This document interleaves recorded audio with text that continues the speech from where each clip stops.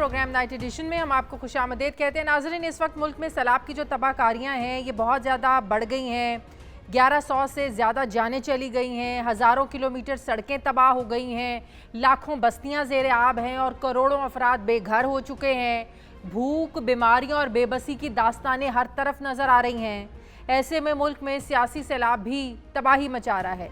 कल के हुक्मरान आज दहशतगर्द और गद्दार बन चुके हैं, जबकि कल के मनी लॉन्ड्रर आज के हुक्मरान बन गए हैं। पाकिस्तान तहरीक इंसाफ हुकूमत को टफ टाइम दे रही है, तो इत्तेहादी हुकूमत भी पीटीआई के रहनुमाओं को काबू में रखने के लिए दाव आजमा रही है। सैलाब और मईशत की ज़बूहाली के दौरान पाकिस्तान तहरीक इंसाफ हकीकी आज़ादी के बयानिए को लेकर सियासी जलसों का एक सिलसिला जारी रखे हुए है। इमरान खान अपने जलसों में इंकशाफात भी कर रहे हैं कि इनकी हुकूमत गिराने के लिए बंद कमरों में जो मीटिंग्स हुई, 4 लोगों ने साजिश की, इसके हवाले से वो एक वीडियो भी रिकॉर्ड करवा चुके हैं। साथ ही वो ये भी कह रहे हैं कि मुझे दीवार से लगाया ना जाए। दूसरी तरफ मुस्लिम लीग नून के शाहिद खाकान अब्बासी ने यह तंज किया है कि इमरान खान साहब अब तो उन 4 लोगों के नाम बता दें, कौम जानना चाहती है। नाजरीन, ऐसे महसूस होता है कि हुकूमत इमरान खान को क्रीज से बाहर निकलकर खेलने के लिए मजबूर कर रही है ताकि उन्हें स्टैंप आउट किया जा सके। पहले भी इमरान खान अपने जलसों में ऐसी गुफ्तगू कर चुके हैं कि जिसकी वजह से न सिर्फ उनकी लाइव तकरीर पर आर्जी पाबंदी लगाई गई थी, बल्कि उन्हें अदालतों का सामना भी करना पड़ा है।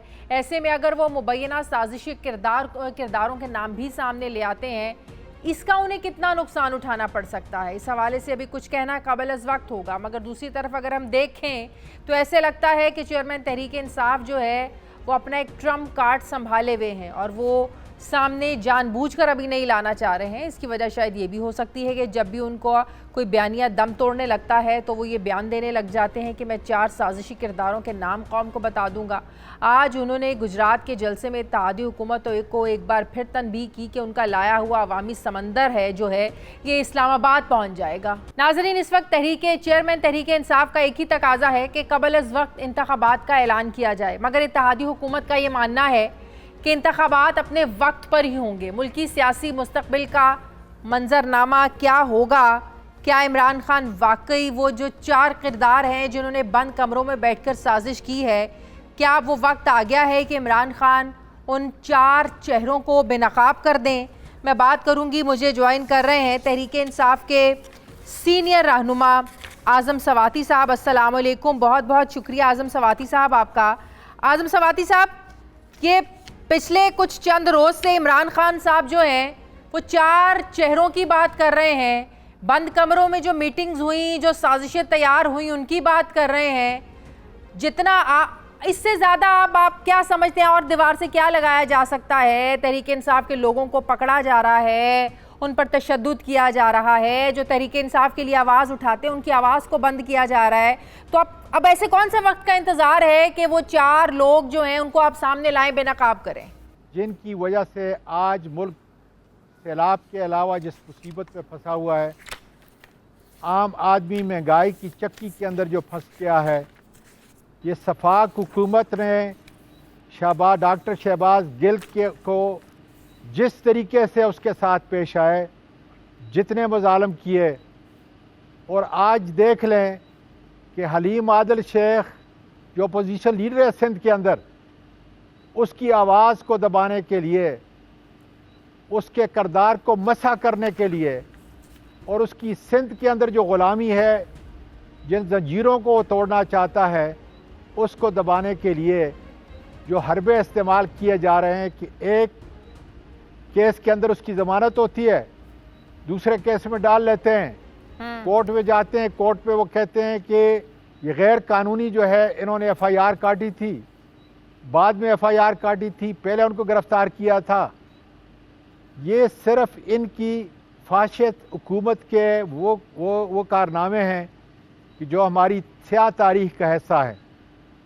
लेकिन यकीन करें, आज इस इम्पोर्टेड हुकूमत को लाने वाले परेशान हैं कि या अल्लाह, हम तो ये समझते थे कि करप्शन की ये पैदावार मुल्क को तबाह कर लें, कोई बात नहीं है, लेकिन इनको राज़ी रखें ताकि इनका रूल ऑफ लॉ जो है, इनका अपना रूल ऑफ लॉ, जुल्म का, ज़्यादती का, करप्शन का, ये चलता रहे।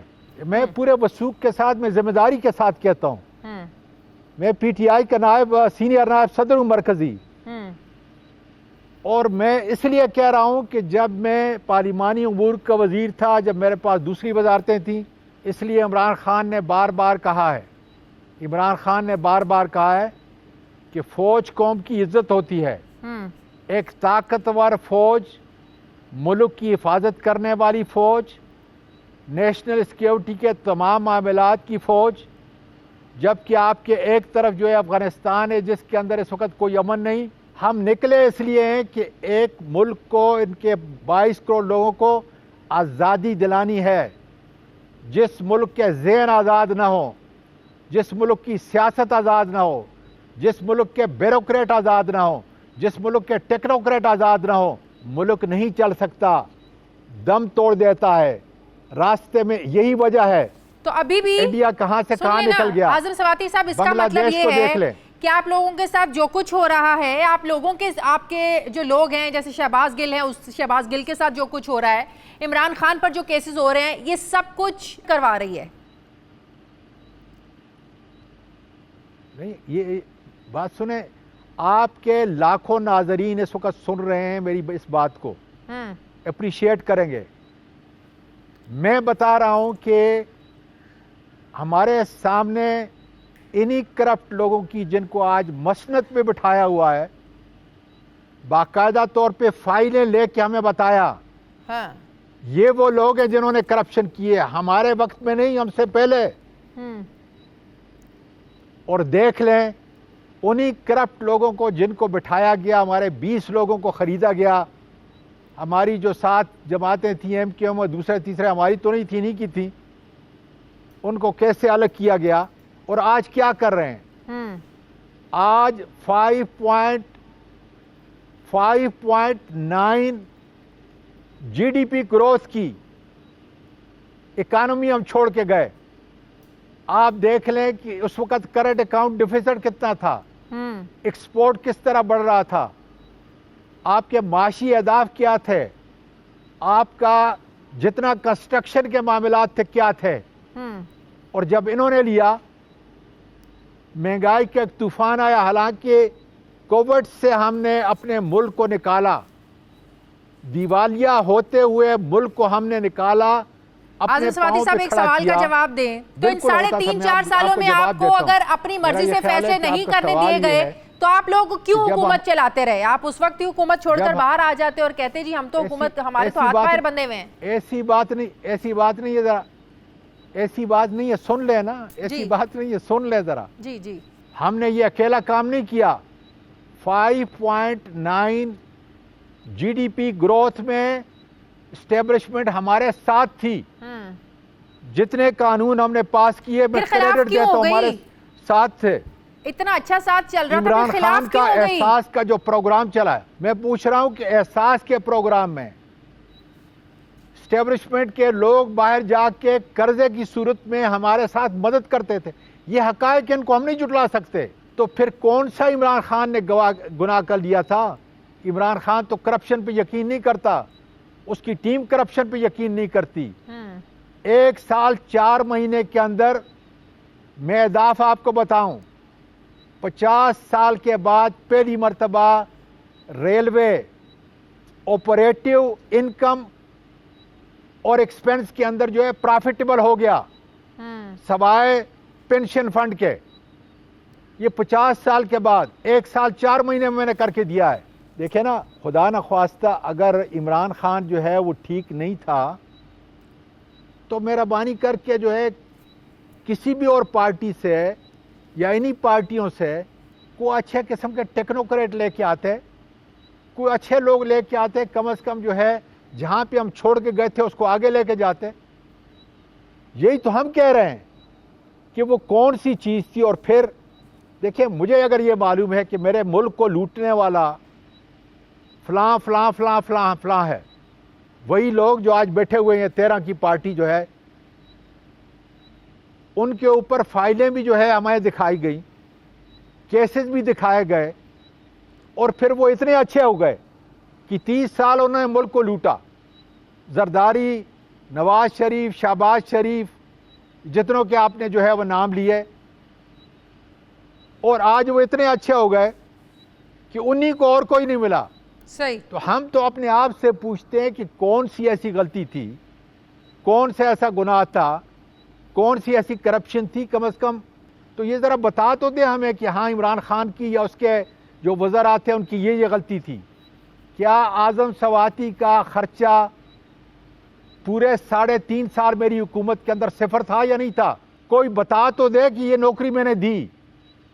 अगर ये नहीं मैंने इदारों के लिए काम की और इनके साथ मिल के काम किया तो फिर हमें जवाब चाहिए, मुल्क के 22 करोड़ लोगों का आवाज़ चाहिए, वरना हम वही सैलाब हमारे मुल्क के लिए एक बहुत बड़ा अल्लाह की आजमाइश और अजाब है। ठीक है, उसकी मदद भी करेंगे इंशाअल्लाह ताला, और आज़ादी की जंग के अंदर भी जो है हरावल दस्ते की हैसियत से इमरान खान के साथ खड़े हैं। बहुत बहुत शुक्रिया। तहरीक के सीनियर रहनुमा सेनेटर आज़म सवाती साहब मेरे साथ थे, बहुत शुक्रिया आपका। मुझे ब्रेक लेनी है, वापस आते हैं छोटे से वक्फे के बाद।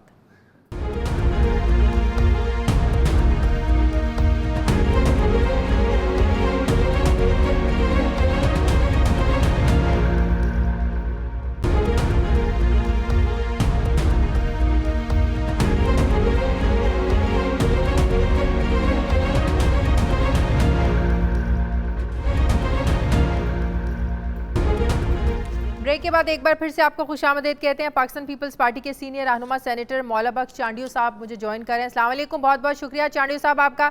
चांडियो साहब, क्यों इमरान खान को इतना दीवार से लगाने की कोशिश कर रहे हैं? वो कह रहे हैं मुझे मजबूर ना करो, उन चारों लोगों के नाम सामने ले आऊँगा, मैं इस्लामाबाद बंद कर दूंगा। तो क्यों चढ़ाई किए हुए हैं इमरान खान पर? इमरान खान के लोगों को भी पकड़ा जा रहा है, तशद्दुद भी किया जा रहा है। इमरान खान कह रहे हैं कि अगर आप लोग इन चीज़ों से बाज नहीं आए तो वो कुछ ऐसा करेंगे कि सब लोग बेनकाब हो जाएंगे। जो बात हुई नहीं है, इतने बड़े फख्र से कह रहे हैं कि इसके साथ फला किस्म की ज्यादती हुई है, तो शहबाज साहब को बेचारे को तो बेनकाबी कर दिया है। लेकिन हमारे मुतल्लिक ये नहीं कह सकते।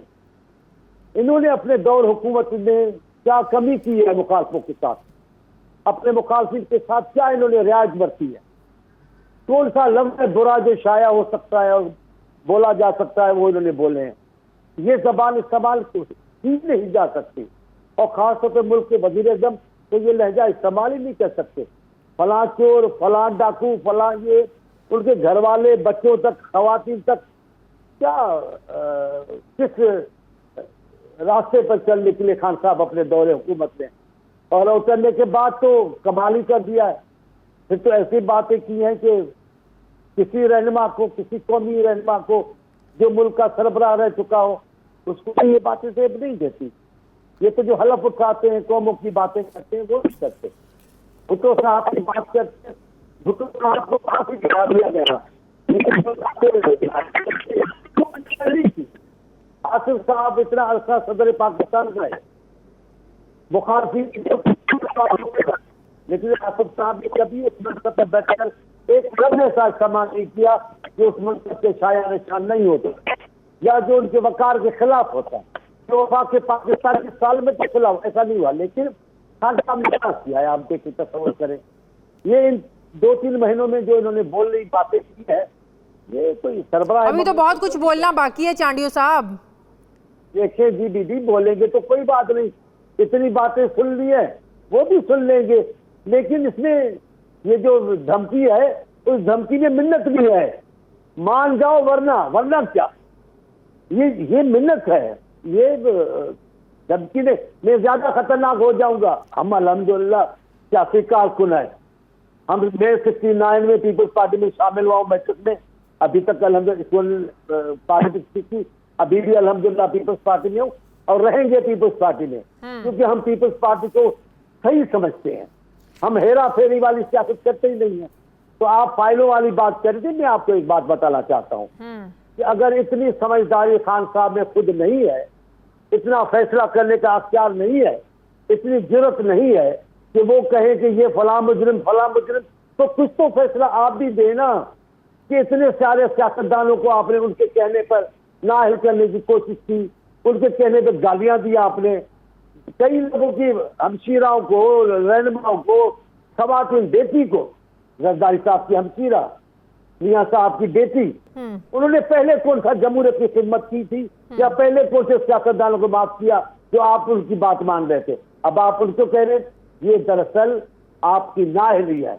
आप अपना इल्जाम अपने सर से हटाकर औरों को जिम्मेदारी आयद करना चाहते, लेकिन कौम कहती है, जिन्होंने आपको मुंतखब किया या करवाया वो कहेंगे कि ये आप क्या कह रहे हो। इसके तो लेकिन एक और बड़ी अलार्मिंग चीज़ है ना, इसको तो आप लोगों को भी, हुकूमत को भी संजीदा लेना चाहिए। वो कहते हैं कि मुझे पता चला है कि कत्ल करवाने की मंसूबाबंदी हो रही है, मुझे साजिश हो रही है। फवाद चौधरी साहब ने भी कहा है इनकी जो सिक्योरिटी वापस ले ली गई है साबिक वज़ीर आज़म होने के नाते, और जब वो ये कहें कि साजिश हो रही है उनको मारने की, तो सिक्योरिटी उनको देना बनती नहीं है क्या? पहली बात अल्लाह ताला खान साहब को जिंदगी अता फरमाए और लंबी उम्र अता फरमाए, और पाकिस्तान की सियासत में वो अपना किरदार अदा करते रहे। मैं उस पार्टी में से नहीं हूँ जो उनकी जिंदगी के दुश्मन हो या हम उनका खात्मा जिस्मानी और हयाती के खत्म, ऐसा नहीं है। कल मैं सेनेट में था, हम सब लोगों ने सेनेट में कितने लोग हम बैठे थे, हालांकि उन्होंने पीटीआई के इतने सेनेटर मंगवाए कि वो जलसा था पीटीआई का। वो हमारे चेयरमैन साहब है, बहुत अच्छे, बड़े अच्छे हैं, दाखिला कमेटी के चेयरमैन मोहसिन नबी, बहुत अच्छे हैं, लेकिन उन्होंने कल जलसा करवाया था पीटीआई का। सबके सब पीटीआई के दोनों लाइनें भर दी, एक आईजी बैठा उसको बोलने नहीं दे रहे थे। लेकिन मैंने वजीर कानून आए बाद में तारड़ साहब, उन्होंने और हमारे नूली के हम सब ने कहा खान साहब की सिक्योरिटी का मामला हल करना चाहिए, उनके खदशात दूर करने चाहिए। लेकिन हम भी तो खुद को जरा रोके ना, हम भी तो मातम करते फिरेंगे तो अपने आप को खुद तबाह करेंगे ना। मुझे मारेंगे, मुझे कौन मार रहा है? आपको कोई नहीं मार रहा है। जब मारा मारी का जमाना था तब कबायली इलाकों में आप अपने इंतखाबी मुहिम चला रहे थे। सारे तालिबान वहां लोगों को जब जो हाल था, आपको तो किसी ने कुछ नहीं किया। आप तो लाहौर में जलसे आम कर रहे थे, जब जलसा करना दूसरी सियासी पार्टी के लिए मुश्किल था। आप क्यों नहीं करते कि इलेक्शन में सिर्फ आपको इजाजत दी गई, आपने इस्तेमाल किया, आपको किसी ने कोई नहीं रोका। जो धमाके कर रहे थे, जो लोगों को मार रहे थे, आपको रियायत दी गई थी। लेकिन अब हालात मुख्तलिफ हैं। वो कहते हैं मेरी मकबूलियत की वजह से कुछ लोग इतने खौफजदा हैं कि वो रास्ते से ही हटाना चाहते हैं। देखिए, एक होती है गलतफहमी, एक होती है खुशफहमी। ये खुशफहमी है कि इनका कोई मद्दे मुकाबल नहीं है, ऐसा नहीं है। मकबूल है, लोग उनके पीछे हैं, हम कब इनकार कर रहे हैं, उनके जलसे हो रहे हैं। लेकिन ये कि उनको लोग मरवाना चाहते हैं, मेरे ख्याल में पाकिस्तान में इस वक्त जो भी मौजूदा पाकिस्तान में सियासी पार्टियां हैं वो खान साहब के मरवाने के हक में नहीं है। मैं पीपल्स पार्टी का एक जिम्मेदार कारकुन हूँ। मैं कारकुन के सिर में कहता हूँ, हम दुआगू हैं, अल्लाह ताला उनको जिंदगी अता फरमाए। हम उनके जिंदगी के दुश्मन नहीं है। मैं तो आज आपको बता रहा हूँ, पहले मैं बता चुका हूँ। बिलावल साहब ये गालियां देते हैं, ये हर क़यादत को गालियां देते हैं। बिलावल साहब ने मुझे बुलाकर कहा कि आप ज्यादा बोलते हैं, टीवी पे जाकर उनकी वालदा या उनकी जाती जिंदगी के मुतालिक आप गुफ्तगू न करें। ये होती है शराफत की तरबियत जो बिलावल साहब की है, हमें तो नहीं है इजाजत। हम तो ठीक है, बहुत बहुत शुक्रिया मौला बख्श चांडियो साहब, मेरे बहुत शुक्रिया। मुझे ब्रेक लेनी है नाज़रीन, वापस आते हैं एक वक्फे के बाद।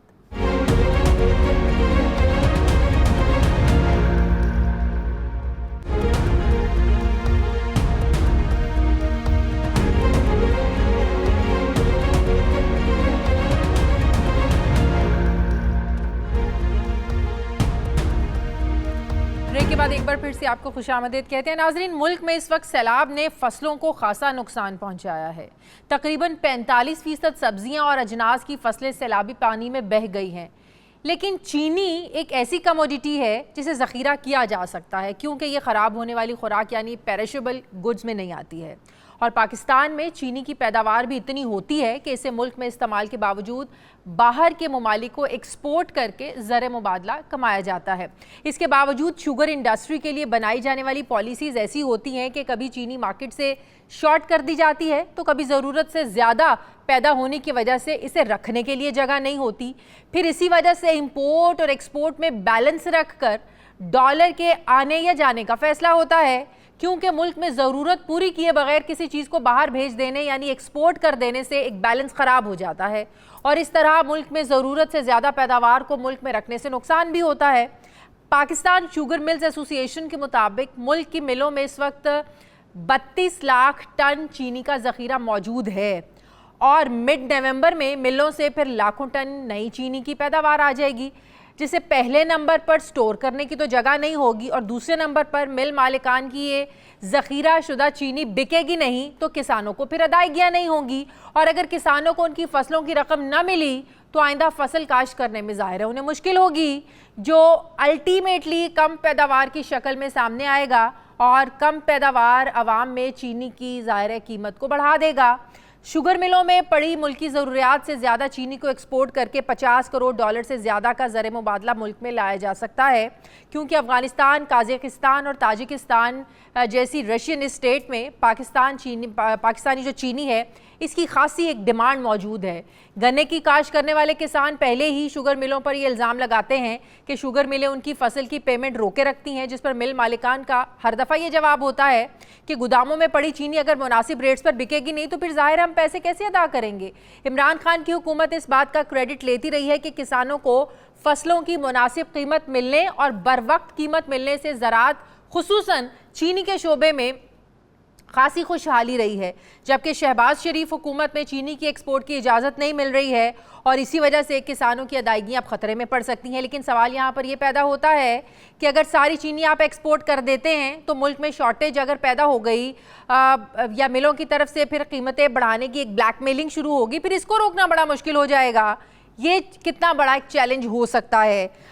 इसी पर बात करने के लिए लाहौर स्टूडियोज़ में मुझे ज्वाइन कर रहे हैं तर्जुमान sugar mills association Chaudhry Mohammad Waheed sahab. अस्सलाम वालेकुम। बहुत शुक्रिया वहीद साहब आपका। वहीद साहब, आप लोग क्यों इस वक्त जो है वो इंसिस्ट कर रहे हैं हुकूमत को, मौजूदा हुकूमत को, कि चीनी को आप एक्सपोर्ट कर दें? अब चीनी एक ऐसी चीज़ है, जैसे मैंने अपने इंट्रो में कहा कि ये पेरिशेबल नहीं है, ये ख़राब नहीं होती है, तो आप पहले एक्सपोर्ट कर देंगे, जैसे पहले भी एक दफ़ा हुआ था, हमने गंदम बाहर भेज दी, बाद में आपकी शॉर्टेज हो गई, हमें बाहर रशिया से मंगवाना पड़ेगी और फिर आपने अपने किसान से ज़्यादा रशिया के किसान को कीमत दी, तो आप लोग क्यों इतना फोर्स कर रहे हैं? इसमें मैंने 2-3 चीज़ें तो आपने काफ़ी क्लियर कर दी। जो मेरे साइड पे आपने सवाल फेंका उसका सिर्फ ये जवाब देना चाह रहा हूँ कि चीनी जो इस वक्त सरप्लस पड़ी है, 1.2 मिलियन हमारे पास सरप्लस पड़ी हुई है, और जो इमरान खान की हुकूमत चैलेंज करती रही है कि पेमेंट वाकई अदायगी उतरी है, ज़रा बहुत कम अदायगी किसान की है।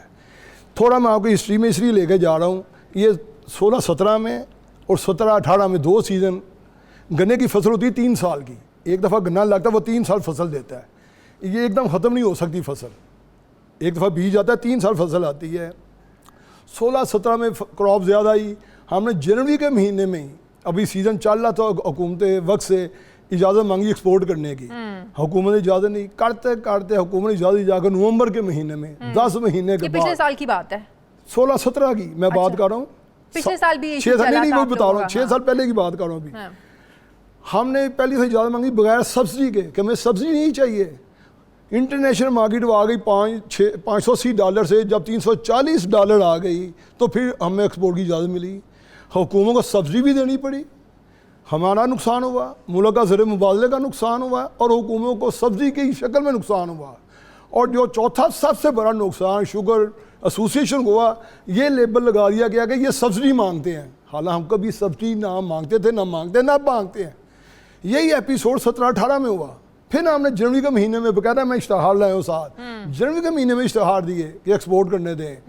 फिर इन्होंने जाके अक्टूबर में आगे इजाज़त दी, 9 महीने के बाद। सही। उस दफ़ा भी हमने बगैर सब्सिडी के मांगी, फिर अक्टूबर में सब्सिडी देनी पड़ी, कितनी? 20 बिलियन रुपीज़, जबकि हम 1 रुपया नहीं सब्सिडी मांग रहे थे।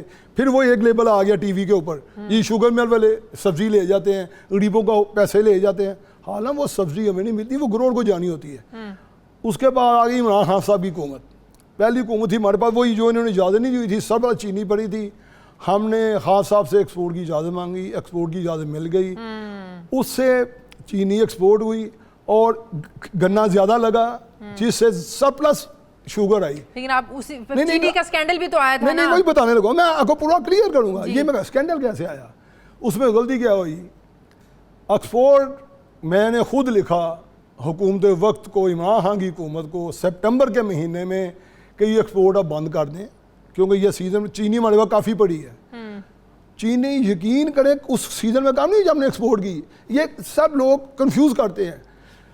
चीनी पूरी, जब नया सीजन आया था हमारे पास 3 लाख टन चीनी, तब भी सरप्लस पड़ी थी। ठीक है। अच्छा, लेकिन अब ये एक अजनास की फसल है, इसमें होता क्या है, अब ये सब रफली आइडिया होता है कि जी इस साल जैसे अब हम गिनने हैं कि 8.5 से 9 मिलियन तक चीनी बनेगी जो अगला सीजन आ रहा है 2 महीने बाद। ठीक है, ठीक है। अब जो मौसमी हालात होते हैं, क्या पता ये 9 मिलियन क्रॉस कर जाए या 8 मिलियन पे रह कम हो जाए। हाँ, ठीक है। ये पूरी दुनिया की आप कमोडिटी निकाल के देख लें, ये माइनस प्लस होता रहता है। उस वक्त बाई चांस क्या हुआ, तेला एक बीमारी है जो गन्ने को पड़ जाती है, वो साउथ पंजाब में और इधर जांगे के इलाके में सारी फसल को तबाह कर दिया उसने, और उसकी बीमारी की वजह से ना वो 5 लाख टन चीनी कम पैदा हुई। सही। वो 5 लाख टन जो चीनी शॉर्ट हुई, उसमें कोई हमारी ना उसमें था गिनती का फ़र्क था, वो बीमारी की वजह से चीनी कम हुई, वो चीनी 5 लाख कम पैदा हुई, शॉर्टेज आ गई 3 लाख टन की सिर्फ। सही। अगर वो 5 लाख पूरी 2 लाख फिर सरप्लस थी। उस पर ना तो हुकूमत की गलती ना हमारी, एक कहते हैं ना आसमानी और अपना बला से बच के।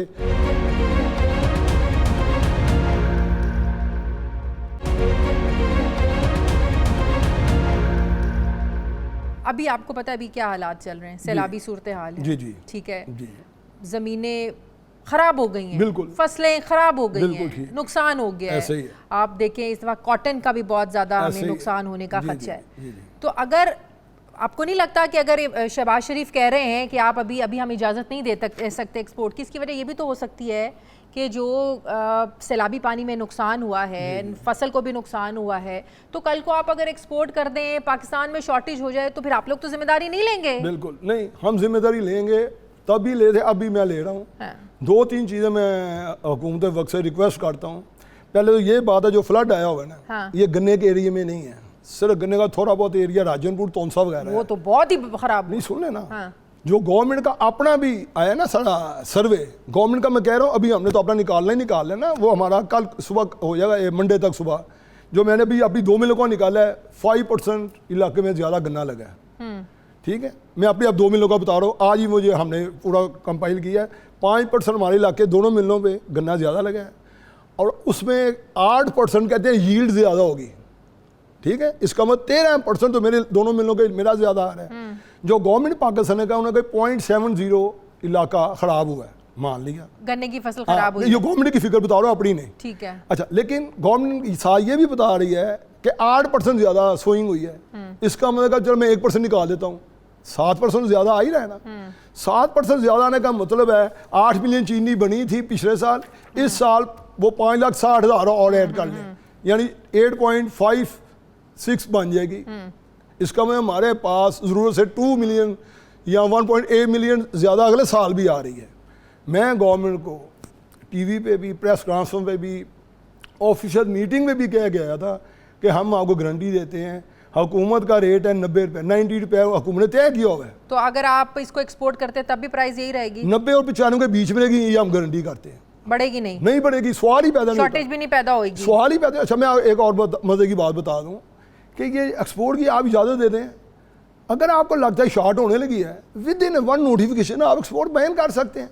जो चली जाएगी भाई वो वापस तो नहीं आएगी। नहीं, आप मेरी बात फॉलो करें। मैं क्या रहा हूँ, ये जो फिगर्स होती हैं ना, ये गवर्नमेंट के पास डेली होती हैं। FBR में हुआ गया है 3 साल से, हम डेली केंद्र कमिश्नर पंजाब को और FBR को 2 साल से डेली फिगर्स देते हैं, और हम जो आजकल फिगर्स देते हैं ना आपको, वो हम गवर्नमेंट से लेके दे रहे हैं। अगर अभी इजाजत मिल जाती तो कब एक्सपोर्ट करेंगे आप लोग?